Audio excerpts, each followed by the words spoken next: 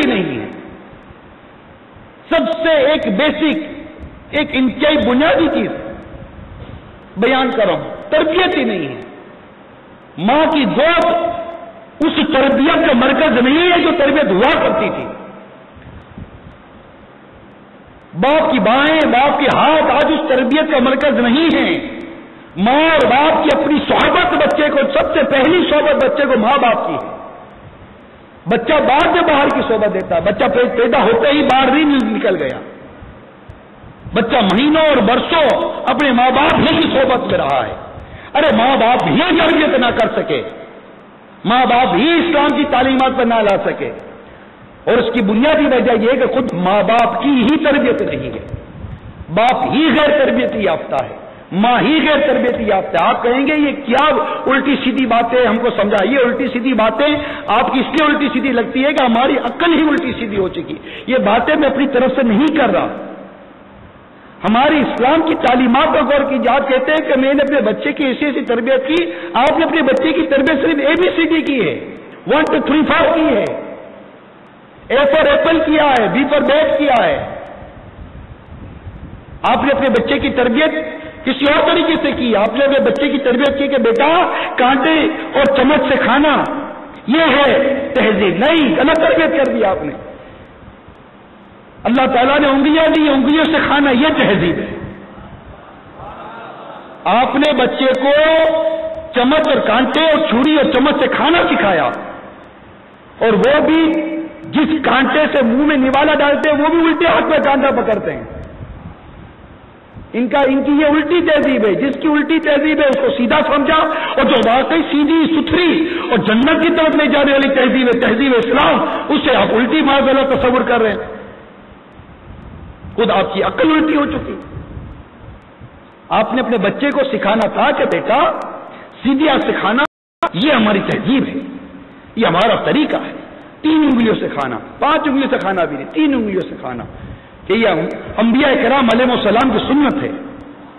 سکھاتے آپ اپنے بچے کو. یہ آپ اپنے بچے کو بتاتے بیٹا یہ لباس، یہ جو کرتا وغیرہ جو لباس ہے یہ ہمارا اسلامی لباس ہے، یہ ہمارا اپنا لباس ہے. ہمارے آقا صلی اللہ تعالی علیہ وسلم نے تہبند شریف اور کرتا مبارک پہنا. ہمارے صحابہ کرام علیہ رضوان نے پاجامہ شریف پہنا ہے. بیٹا ہم نبی پاک صلی اللہ تعالی علیہ وسلم کے پیچھے چلنے والے، ان کا صحابہ کے پیچھے چلنے والے ہیں. بیٹا ان کا لباس یہ ہے. ہمارے آقا صلی اللہ تعالی علیہ وسلم اور صحابہ کرام علیہ رضوان ننگے سر نہیں ہوتے تھے، سر پر ٹوپی اور ٹوپی پر امامے کا تاج سجا دیتے تھے. بیٹا ہماری تہذیب یہ ہے، یہ سکھاتے. بیٹا نیچے نظریں کر کے چلنا ہماری تہذیب یہ ہے. بیٹا اس طرح کھانا کھانا تہذیب یہ ہے. بیٹا اس طرح سونا ہماری تہذیب یہ ہے.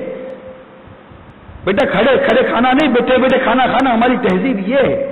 اس طرح کو تہذیب سکھاتے رہے. ہماری بیٹا بنیادی چیز یہ ہے کہ ہمیں قرآن درست پڑھنا آنا چاہیے. سکھاتے اپنے بچے کو. بیٹا حدیث پاک سیکھنی چاہیے. سکھاتے اپنے بچے کو. اپنے بچے کو آخرت کا درس دیتے کہ بیٹا یہاں دنیا میں تم کتنے دن جیو گے. کیا چاہتے ہو کہ بیٹا آپ کی نماز جنازہ میں پڑھوں؟ ضرورت تھوڑی کہ بیٹا آپ ہی میری نماز جنازہ پڑھو گے. آپ اپنے بچے کو موت کا درس دیتے. زندگی نیکیوں پر گزارنی ہے، مرنے کی تیاری کرنی ہے، اپنے بچے کو اس طرح درس دیتے.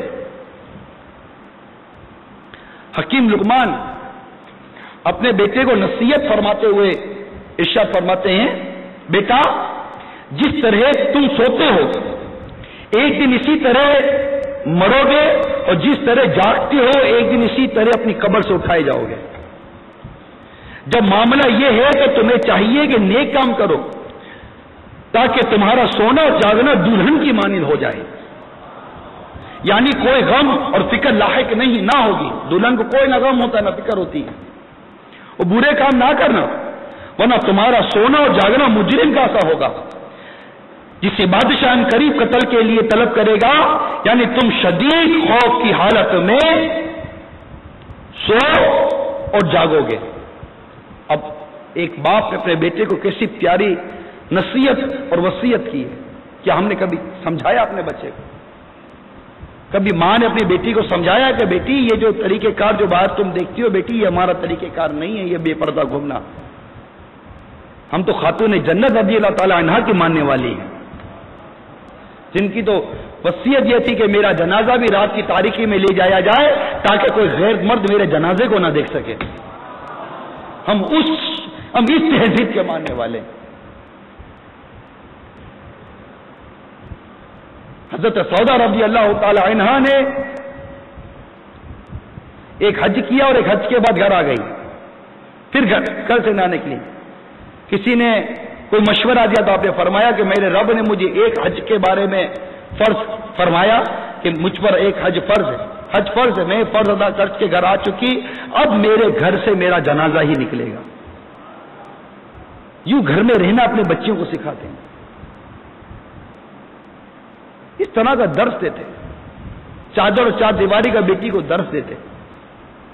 اللہ تعالیٰ کے پیارے حبیب صلی اللہ علیہ وسلم نے فرمایا اپنی بیٹیوں کو سورہ نور کی تعلیم دو. اپنی بیٹیوں کو اعلیٰ انگلش کی تعلیم دی، کبھی سورہ نور سکھائی اپنی بچی کو؟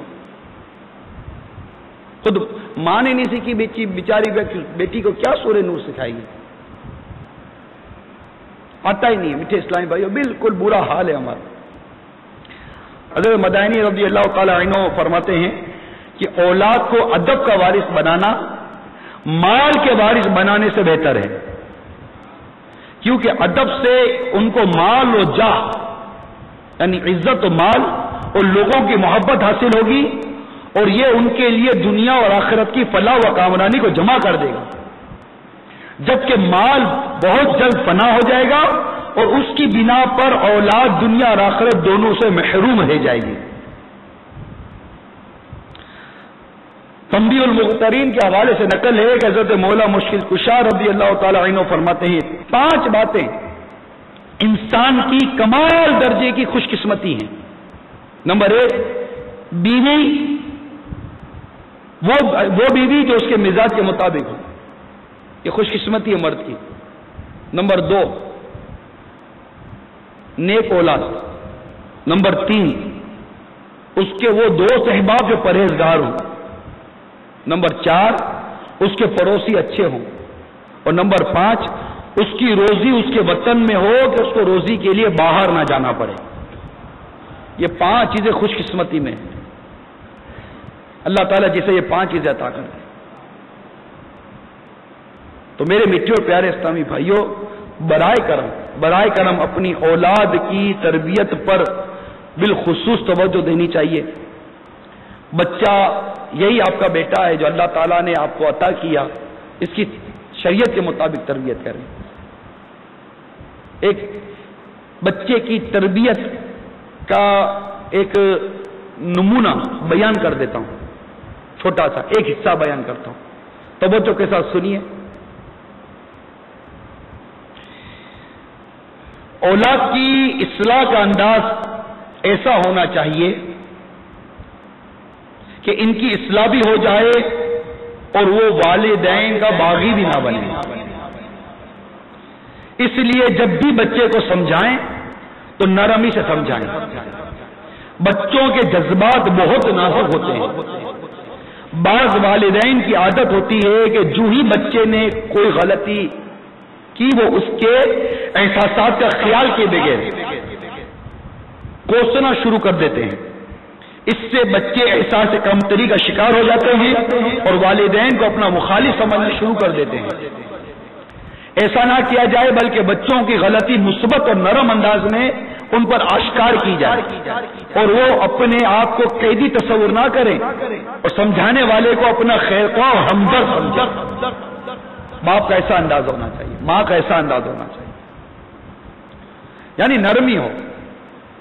یہ جو بچے کو جھاڑتے نا، بلکہ امام غزالی رحمت اللہ تعالی علیہ نے تو ایک مقام ایسا لکھا ہے کہ بعض اوقات بچے کو غلطی کرتا دیکھ کر بھی باپ صرف نظر کر لے دیکھا نہیں، کہ اگر بچے کو پتا چلے گا کہ بار بار باپ کو میری اس غلطی کا پتہ ہی ہے